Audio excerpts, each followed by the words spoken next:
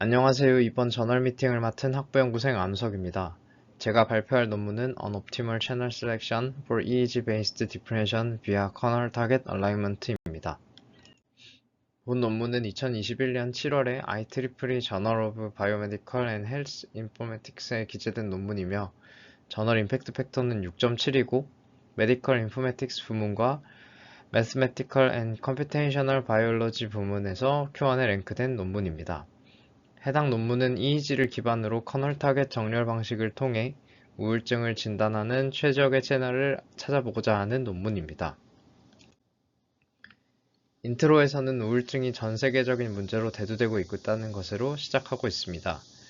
우울증은 행동적 데이터나 생리학적 데이터를 기반으로 진단하는데 이 중 생리학적 데이터가 객관적이고 정확하다고 말하고 있습니다. 또한 이러한 생리학적 데이터 중에는 EEG가 가장 최적의 바이오마커이고 선행 연구들에 따르면 우울증 환자들의 EEG 신호는 전두엽의 비대칭성이 두드러지고 양쪽 측두엽에서의 정상인과 차이가 두드러지게 나타난다고 합니다. 그러나 선택하는 채널이 너무 많고 샘플링 레이트와 EEG 신호 밀도 특성으로 인해 분류 성능이 저하될 수 있습니다. 그렇기 때문에 채널을 선택하여 진단을 하는 것이 분류 성능을 더 높일 수 있는 방식입니다. 또한 최근 연구들은 필터링이나 래퍼와 같은 방식으로 채널 선택을 하게 되는데 필터링의 경우 여러 채널 간의 공간적 상호작용이나 조합의 중요성을 충분하게 고려하지 않는다는 문제점이 존재하고 래퍼 방식으로 채널을 선택할 경우 필터링 기술보다 더 많은 계산 시간으로 인해 과적합의 문제가 일어날 수 있다는 단점을 가지고 있습니다. 이에 본 논문에서는 커널 타겟 정렬 방식을 이용하되 기존의 커널 타겟 정렬보다 최소 25%의 계산 시간이 적은 수정된 커널 타겟 정렬을 통해 피처 셀렉션을 진행하고 최적의 채널을 선택하기 위해 New Binary Particle Swarm Optimization (NBPSO) 방식을 적용하고자 합니다. 실험에는 총 두 종류의 데이터셋을 사용하였습니다.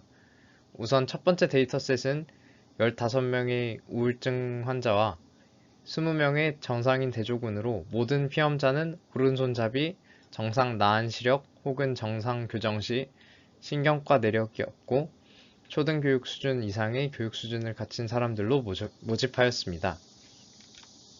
우울증 환자들은 각각 개인이 경험한 스트레스 평가 지표인 LES, 빠른 정신질환 평가 면담 도구인 미니, 어린 시절 트라우마 경험 평가 도구인 CTQ를 통해 정신과 의사에게 진단을 받은 사람들로 모집하였습니다.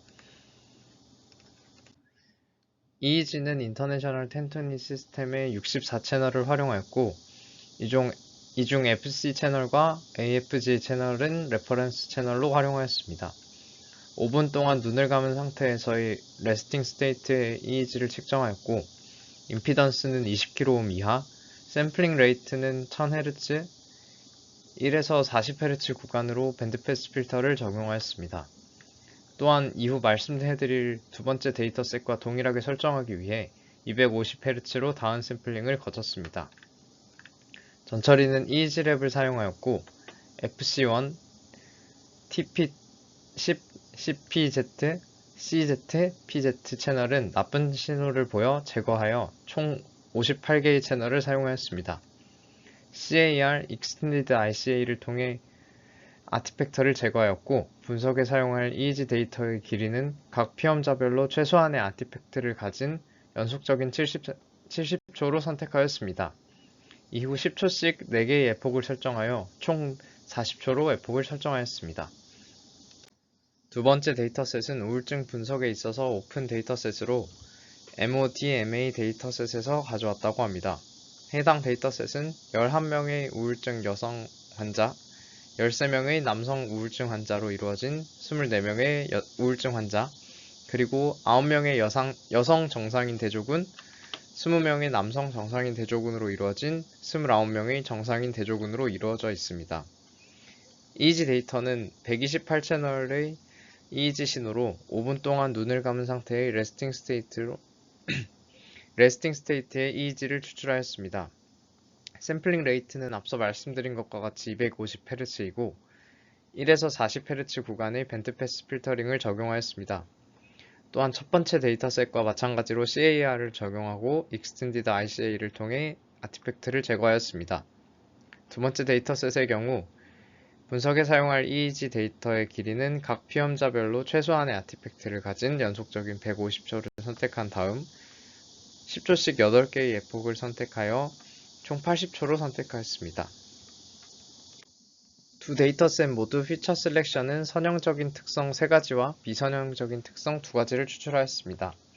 선형적인 특성으로는 최대 주파수, 평균 주파수, 그리고 중심 주파수를 선택하였고 비선형적인 특성으로는 순열 엔트로피, LG 복잡도를 추출하였다고 합니다. 여기서 순열 엔트로피는 시계열 데이터가 얼마나 예측 가능하거나 무작위적인지를 나타내는 지표이고 LG 복잡도는 시계열 데이터에서 얼마나 반복적인 패턴이 많이 포함되어 있는지를 나타내는 지표입니다. 최적의 채널을 선택하기 위한 전략으로 LDA와 커널 폴라리제이션이라고 하는 KP를 목적 함수로 사용하였다고 합니다.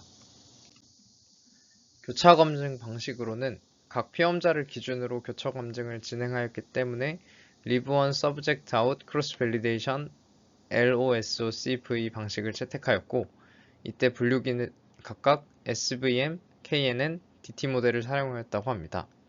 각 분류기의 성능 평가를 위해 Accuracy, Precision, Recall, 그리고 F1 스코어를 평가에 사용하였습니다.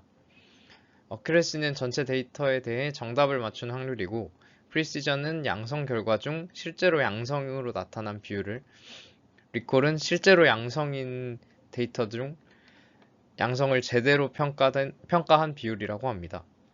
F1 스코어는 프리시전과 리콜의 조합 평균으로 주로 클래스 불균형이 있는 데이터셋에서 유용하게 나타난다고 합니다. 논문에서 사용한 용어들에 대해 간단히 살펴보겠습니다. 우선 커널 타겟 정렬, 즉 KTA는 커널 행렬과 주어진 학습 태스크에 대한 연관성을 알아보는 지표로 커널 행렬과 타겟 행렬이 얼마나 유사하게 정렬되어 있는지를 알아보는 방식입니다. 여기서 커널 행렬은 데이터 포인터들 간의 유사성을 측정하여 생성됩니다. 이렇게 생성한 커널 행렬은 타겟 행렬에 대한 이 프로베니우스 내적에 대한 식을 구하고 이 값을 정규화한 이 식을 KTA라고 보시면 되겠습니다. 여기서 K는 커널 행렬, L은 타겟 행렬, 그리고 여기에 있는 N은 디멘전이라고 생각하시면 좋을 것 같습니다.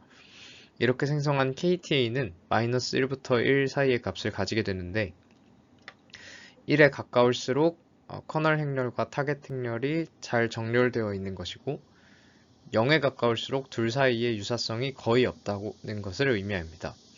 또한 -1에 가까울수록 커널 행렬과 타겟 행렬이 서로 정반대의 정렬을 가진 것을 의미한다고 합니다. 또한 이 논문에서는 KTA가 아닌 MKTA라는 수정된 KTA 방식을 적용하였는데 여기서 MKTA 방식은 기존 KTA를 수정한 것으로만 해도 약 계산의 25%를 줄일 수 있다는 장점이 있다고 합니다.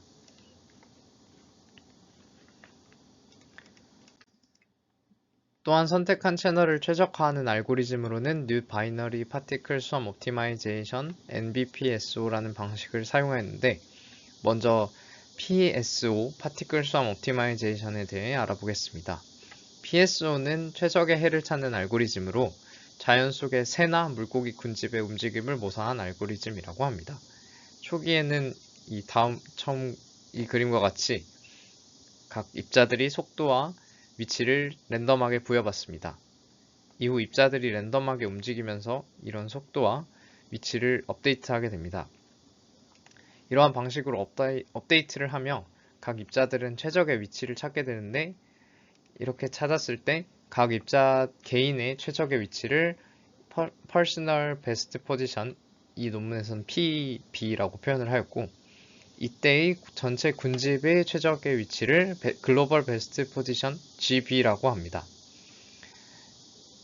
아래의 그림은 이해를 돕기 위해 가져온 그림인데 보시는 것처럼 이 한 점으로 점점 수렴하는 경우가 일반적이지만 군데군데 분산되어 있는 형태로도 나타나기도 합니다. 앞서 말씀드린 PSO를 이진 공간으로 옮긴 것을 NBPSO라고 합니다. PSO에서의 각 입자들의 위치는 이 각 입자들의 상태, 즉 0 또는 1의 밸류를 의미하게 되고, 여기서의 속도는 다음 그림과 같이 보이는 0이나 1이 다음 상태로 변할 확률을 의미하게 됩니다. MBPSO는 주로 플로우 차트로도 표현하게 되는데, 아래는 간단한 예시가 될 만한 그림을 가져와 봤습니다. 초기에는 이런 이전 공간에서 각 입자들이 각 상태를 가지고 있고, 이후 모든 입자들이 확률에 따라 변하게 되어 결국에는 이렇게 변한 입자들이 나타날 수도 있는 모습으로 보시면 되겠습니다. 다음은 논문에서 제시한 말씀해드린 MBPSO를 통해 최적의 채널을 선택하는 알고리즘으로 글과 그림으로 모두 나타내 주었습니다. 자료에서도 알 수 있듯이 이 타겟 매트릭스와 커널 매트릭스에 대한 KTA를 우선 계산을 하게 되고, 계산한 KTA 값이나 혹은 MKTA 값을 통해 이 PB 값과 GB 값을 업데이트를 해서 이 과정을 최적의 상태가 될 때까지 반복하여 최적의 채널을 찾는 알고리즘이라고 합니다. 다음은 결과입니다. 이 논문은 앞서 말씀해드렸듯이 우울증 진단 평가 이전에 KTA와 MKTA 사이의 계산 시간을 우선적으로 비교를 하였는데요. 먼저 MKTA와 KTA 계산 시간을 비교한 것인데, 우선적으로는 1부터 만까지의 샘플 사이즈를 랜덤하게 사용하여서 인위적으로 커널 타겟 두 가지의 매트릭스를 생성하였습니다. 이때 인위적으로 생성한 커널 매트릭스는 정규 분포를 따르도록 상승했다고 합니다. 이러한 커널 매트릭스를 두 가지 데이터셋 1, 2에 대해 각각 KTA와 MKTA를 모두 적용하여 걸린 시간을 다음과 같이 비교를 하였는데, 두 가지 데이터셋 모두에서 이 MKTA를 적용한 모델이 KTA를 적용한 모델에 비해 더 적은 시간이 걸린 것을 나타나였고, 이는 샘플의 수가 늘어날수록 더 두드러지게 나타났습니다. 그러나 이런 것들을 채널을 선택하는 과정과 같이 결합했을 때는 큰 차이가 나타나지 않았다는 특징이 나타났습니다. 다음은 데이터셋 1의 선택한 채널 수에 따른 평균 정확도 추이입니다. 밑에 보이시는 토포맵은 0은 선택되지 않은 채널을, 1은 선택된 채널을 의미합니다. 먼저 선택한 채널이 5개까지는 찬스 레벨, 즉 무작위 선택 확률보다 정확도가 더 떨어지는 것을 알 수 있습니다. 이후 6개의 채널을 선택하였을 때 찬스 레벨보다 더 높은 정확도를 보였고, 19개의 채널을 선택할 때까지 지속적으로 증가하는 양상을 보입니다. 이후 19개의 채널을 선택하였을 때 가장 높은 정확도인 80%를 보인 다음 29개의 채널을 선택할 때까지 점차 감소합니다. 30개의 채널부터 35개의 채널을 선택할 때는 큰 변화를 보이지 않고, 다시 36개의 채널부터 42개의 채널까지는 점차 감소합니다. 43개의 채널부터 50개의 채널까지는 다시 큰 변화를 보이지 않다가, 이후 50개의 채널부터 최종적으로 58개의 채널을 선택할 때까지는 다시 감소하는 양상을 보입니다. 다음은 데이터셋 1, 2에서 최적 채널 선택 방식과 그때의 채널 수에 따른 각 분류기의 정확도와 F1 스코어를 나타낸 결과입니다. 앞서 보여드렸던 데이터 1의 정확도 증감 추이 그래프와 마찬가지로 빨간색 부분은 1로 선택된 채널을 의미하고, 이 토포맵에서 파란색 부분은 0으로 선택되지 않은 채널을 의미합니다. 먼저 데이터셋 1에서 가장 높은 정확도와 F1 스코어를 나타낸 것은 MKTA를 통해 채널을 선택한 경우이고, 이때 선택한 채널의 수는 19입니다. 이렇게 선택한 결과를 SVM 분류기를 통해 분류하였을 때 정확도는 80%, F1 스코어는 88.89%로 다른 경우보다 가장 높은 성능 평가를 보였습니다. 데이터셋 2의 경우 MKTA를 활용한 채널 선택 방식을 통해 50개의 채널을 선택하고 이를 SVM 모델로 평가한 경우가 가장 높은 성능 평가를 보였습니다. 또한 이때의 정확도는 81.6%, F1 스코어는 89.97%를 나타내었습니다. 다음은 데이터셋 1에 대한 성능 평가 중 MKTA를 활용한 최적 채널 선택 방식으로 각각 16개, 19개, 29개의 채널을 선택하였을 때를 종합하여 채널들이 선택된 빈도를 토포맵으로 나타낸 결과입니다. 이때 빈도를 나타낸 토포맵 결과를 통해 이쪽 전두엽 부분과 전두엽 중에서도 특히나 좌측 전두엽, 그리고 중심 고랑이라고 부르는 중앙 부분, 그리고 양쪽 측두엽 부분의 채널의 빈도가 높은 것을 확인할 수 있었습니다. 마지막으로 결론입니다. 결론에서는 MKTA를 통해 성공적으로 계산 시간을 줄일 수 있었고 선택된 채널과 우울증 사이의 관계를 실험 결과들이 잘 나타내었다고 하였습니다. 추후 연구로는 더 많은 EEG 데이터 수집을 통해 실험의 결과를 일반화할 것을 목표로 한다고 합니다. 그럼에도 불구하고 아쉬운 점 또한 있었는데 우선 데이터셋 1과 2의 선택된 채널의 경향이 조금 다르다는 생각을 하였습니다. 또한 이후에도 데이터셋 1만을 거의 대부분 분석하고 데이터셋 2에 대한 내용은 거의 나타나지 않은 점이 아쉬웠습니다. 또 이 논문에서는 주파수 대역에 대한 분석은 거의 나타나지 않아서 우울증 환자의 EEG 특성인 전두엽에서의 알파 대역의 비대칭성을 이 알파 대역이라는 것을 확인할 수 없어서 아쉬웠습니다. 첫 저널 미팅이어서 조금 어려웠던 점들이 많았지만 그래도 논문에서 KTA나 PSO, MBPSO 등 생소한 부분들을 자세하게 설명해 주어서 읽기에 그나마 수월했던 논문인 것 같습니다. 긴 발표 들어주셔서 감사합니다.